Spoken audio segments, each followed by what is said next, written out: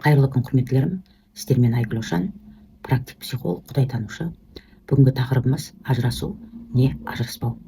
Негізі барлық проблеманың тамыры ол адамның өзін танымауы.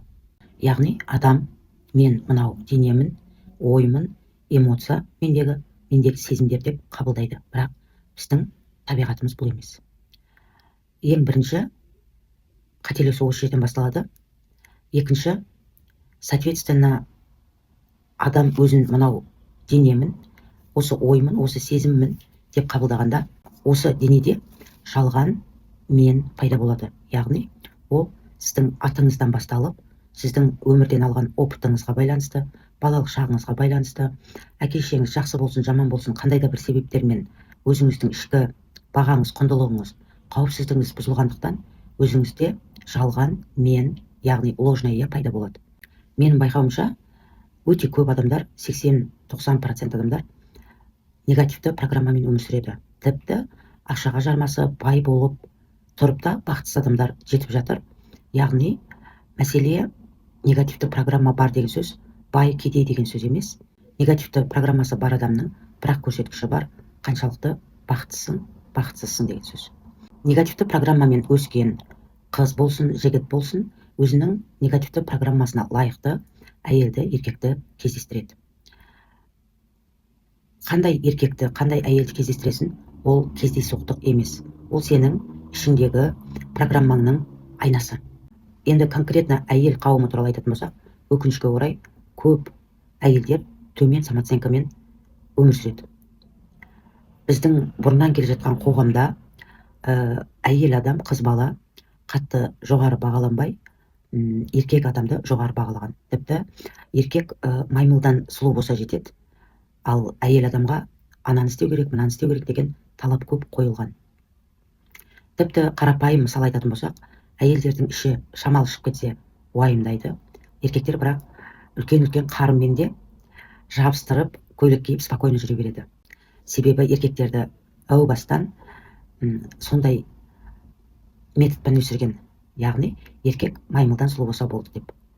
Ал әйелге қойылатын талап өте көп болған. Тағы сондай жалған ұғымның бірі, жақсы әйел жаман еркекті адам қылады дейді.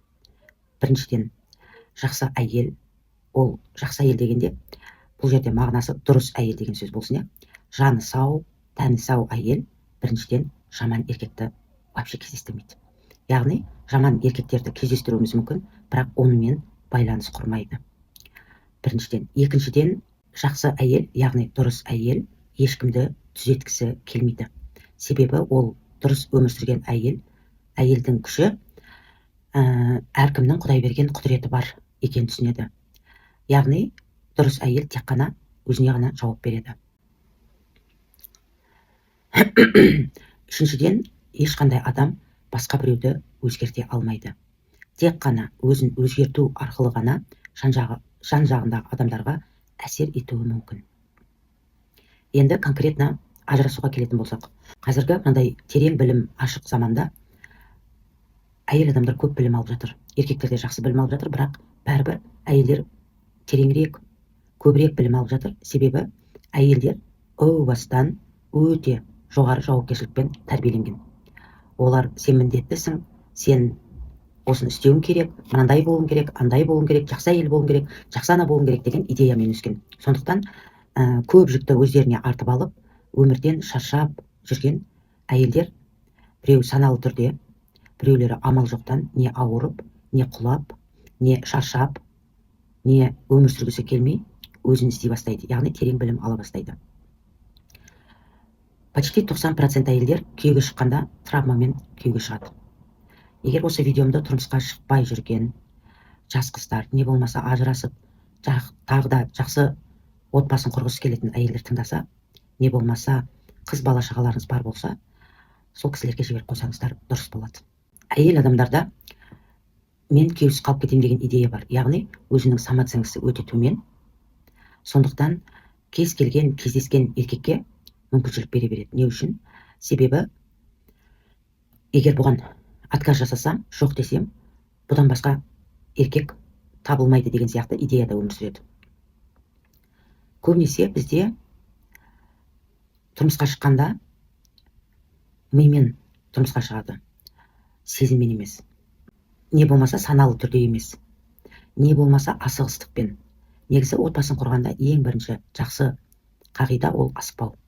Асықпау. Әжептәуір уақыт жүріп, тұрып көру.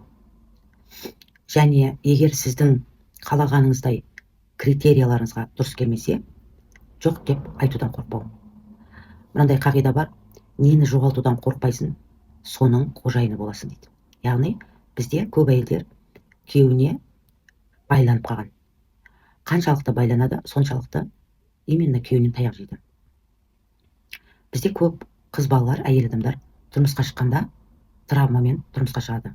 Маған келген клиенттердің тұрмысқа шығу этапын мен міндетті түрде зерттеймін. Себебі әйел адамның қандай еркекке тұрмысқа шыққаны адамның қандай программада өмір сүргенін көрсетеді. Дальше, тұрмысқа шыққаннан кейін де әйел адамдар барлық адамның көңілінен шығуға тырысады. Күйеуінің, қайын жұртының жақсы әйел, жақсы ана деген рөлде өмір сүргісі келеді. Бірақ рөл ол жалған дүние негізі.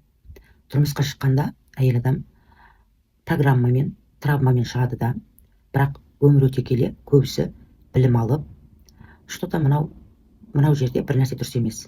Что-то маған күйеуімнің қарым-қатынасы ұнамайды. Неге маған қарым-қатынас ондай деген сияқты тақырыптар мазалап білім ала бастайды. Ең қызығы, күйеуінен таяқ жеген әйелдер егер өсіп өнбесе, кейін бала-шағасынан да таяқ жейтін болады. Яғни бала-шағасына да всегда уайымдап өмір сүретін болады. Себебі мәселе адамдарда емес, мәселе сіздің ішкі программаңызда. Әйелдер білім ала бастайды да, деңгейі өсе бастайды. Сол кезде көп әйелдер өзінің алдына сұрақ қояды: мен ары қарай осындай сый-құрметсіз қарым-қатынаста өмір сүруге дайынмын ба деп. Жоқ деген әйелдер ажырасады. Егер әйел адам еркекке шынымен құнды болса, еркек әйелді қайтарады. Яғни өзі өзгеру арқылы әйелді қайтарады. Егер сізді қайтармаса, демек сіз о бастан ол еркек үшін құнды болмағыз. Ол еркек үшін құнды болмағыз, демек өзіңіздің ішіңізде мен құнсызбын деген программа бар. Көп әйелдер елдің сөзіне ұят дегенге қарамастан шешім қабылдап ажырасады. Ол дұрыс емес, бұрыс емес. Ол адам үшін дұрыс болуы мүмкін. Бірақ сіз ажырасқаннан кейін де бақытсыз болсаңыз, демек проблема сізде. Бізде көп әйелдер ажырасудан ұялып, қорқып, шындығында өзіне сенбегендіктен ажыраспай шыдап жүре береді. Жақында, егер өздеріңіз көрген болсаңыздар, соцсетте жүр, бір әйел күйеуіне заявление жасады. Жаңағы баяғы манипуляция, күйеуін басқарғысы келу, сөйтсе, күйеуін 4 жылға соттап жібереді. Енді келіп, бүкіл соцсеттен менің күйеуімді босатыңыздар, бала-шағамды бағып атқан жалғыз ақша табатын осы, мен ашу үстінде ойланбастан заявление жаздым деп әлемге жар салып жүр. Бұл, конечно, сырт көзден өте жаман жиіркенішті көрінеді негізі. Әйел адамдардың соншалықты санасыз түрде күйеуге шығып, санасыз түрде бала туып, санасыз түрде өмір сүріп жатқанын көрсетеді. Яғни әйел не деп тұр? Мені ұрса ұрсын, соқса соқсын, лишь бы бала-шағамды бақса болды, ақша тапса болды. Яғни бұндай әйелдердің жаман өмір сүрсе де, қорлық көрсе де, еркектің ақшасына бола көнетін әйелдер құндылық қылып ақшаны бірінші орынға қойып алған әйелдер. Соответственно, өмірден де таяқ жеп жүргені бекерге емес. Кейбір әйелдер білім алып, деңгейі өседі де, шын мәнінде күйеуінің жауапкершілікпен қарамайтынын, сый-құрмет жоқтығын, бала-шағасына қамқорлық жасамайтындығын көріп, мойындаған әйелдер тоқтаусыз ажырасуға шешім қабылдап ажырасады. Мен ойлаймын, өзінің қорлап, бала-шағасына травма беріп, күнде айқай-шуда өмір сүргенше тыныш ажырасып кеткен дұрыс деп. Негізі ажырасу жаман деген идея бар. Ажырасу жаман деген идея болғандықтан қаншама әйелдер шыдап, қаншама өліп жатқан әйелдерді өздеріңіз білесіздер. Бірақ ең қатты ренжитін жерім, әйелдер өздеріне мойындай алмайды.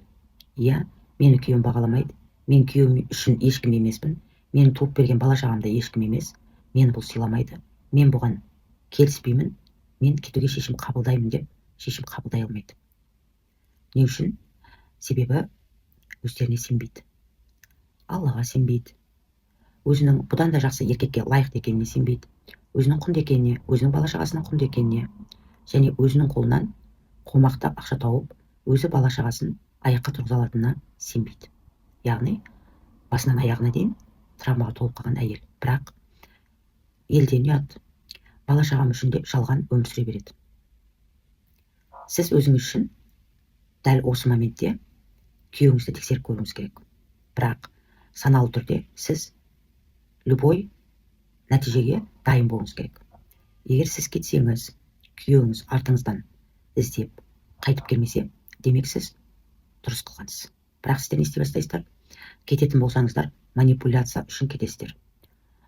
Қайтып келеді, қорқытам деп. Ал шын мәнінде отбасында қорқыныш емес, манипуляция емес, махаббат және сыйластық болған дұрыс.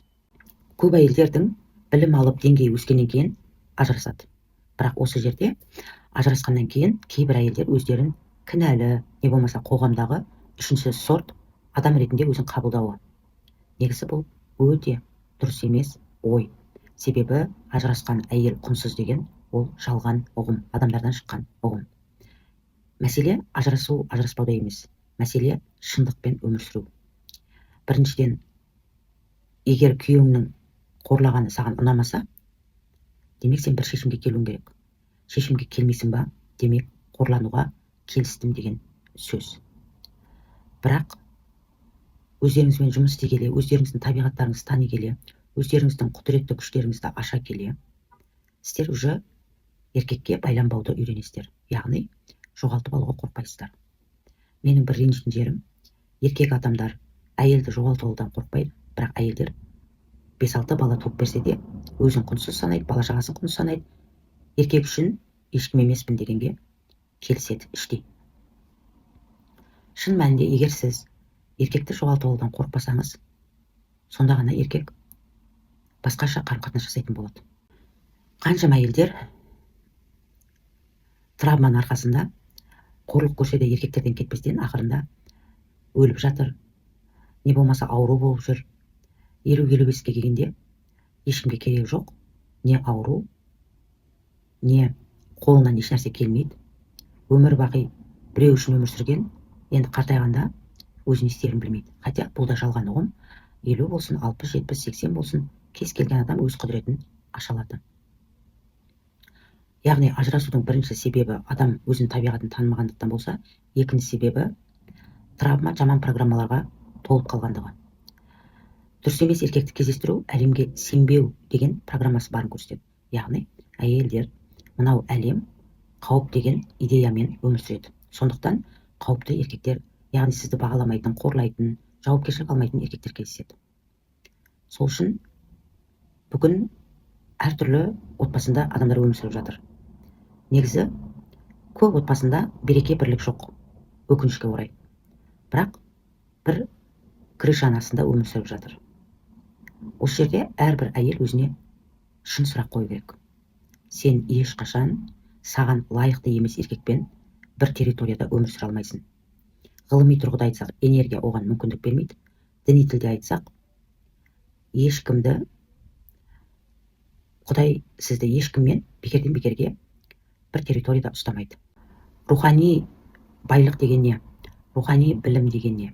Рухани әдет деген не? Ол ешнәрсеге, ешкімге байланбау. Яғни күйеу қорласа да, лайықты болмаса да, әйелдер ондай еркектермен өмір сүре береді. Себебі мен одан артығын табамын деген, не болмаса мен өзім ақша таба аламын деген, өзіне деген сенім жоқ. Сөйте тұра, ондай әйелдер еркектермен алыса бастайды. Негізі жақсылық менен, жамандық сенен деген ол дәл айтылған қағида. Барлық жамандық адамның өзінің қолынан жасағаны, жақсылық Алладан. Шын мәнінде Алла бізге ешқашан жамандық қылмайды. Күйеуіміз бізді қорлап бағаламағанда, Құдай бізге просто біздің ішіміздегі проблеманы көрсетіп тұр. Яғни сен әлемге сенбейсің, сенің ішінде тыныштық жоқ, сен өз табиғатыңды танымайсың, өзіңді өзің тап дегенге алып кеп тұр. Бірақ біз оны түсінбейміз, түсінгіміз де келмейді. Шамалы бір білімдерді аламыз да, бір апта өзгеріп жүреміз де, результатты күтіп жүреміз. Қазір менің күйеуім жүгіріп барып миллионер болып кетеді деп. Сіз 30-40-50 жыл бойы травмамен өмір сүресіз де, жаман программамен, жаман әдеттерді қалыптастырасыз да, бір аптада қалай сіз әлемді өзгерткіңіз келеді. Яғни, сіз шын мәнінде тазаланғанда, шын мәнінде егер сіз тазалансаңыз, ешқандай сіздің қатысыңызсыз ақ, ешқандай сіздің іс-әрекетіңізсіз ақ, Алла ол адамды алыстатады сізден. Ал егер алыстамай жүрсе, әлі сіздің ішіңіздегі программаңыз тазаланбаған деген сөз. Әлі сіз өзіңізді танымағансыз деген сөз. Не болмаса, еркек өзгереді. Осы екі варианттың бірі. Не еркек жоқ болып кетеді, сіздің ешқандай қатысыңызсыз, не өзгереді. Осындай сәттерде кейбір әйелдердің күйеуі измена жасап, басқа әйелге кетіп қалғанда, әйелдер отырып алып жылай бастайды. Ал шын мәнінде Құдай сізге сізді бағаламайтын еркекті ертерек көрсетіп, ертерек өміріңізден алып тастап жатыр. Ажырасу жақсы да демеймін, жаман да демеймін, бірақ толық басты отбасы деген отбасыларының, қатты айтпай ақ қойын, 50%-інде береке, бірлік, махаббат, сыйластық жоқ. Аты бар, заты жоқ отбасы көп. Сондықтан ешқашан жаңа өмір бастау кеш емес. Жалғанның тағы бір жалғаны сіздің қолыңыздан ешнәрсе келмейді деген. Себебі бұл әлемде барлығын істейтін бір Алла, Алланың қолынан бәрі келеді. Сіз одан да шынайы Алланы табыңыз. Бүгінгі видеоны қорытындылай келе, ажырасқан әйелдерге айтарым, сіз өзіңізді құнсыз санамаңыз. Сіз адамдардың бағасына қарамаңыз. Сіз Алланың ережесімен өмір сүріңіз, адамдардың емес. Ажырассаңыз да сіз құндысыз. Бірақ жай сөзбен мен құндымын деп өзгеру мүмкін емес, ал бірақ шынайы табиғатыңызды тапсаңыз, сіз ол құндылыққа келесіз. Ал екінші жартысын іздеп жүрген әйел қыздарға айтарым, өмірде екінші жарты деген жоқ.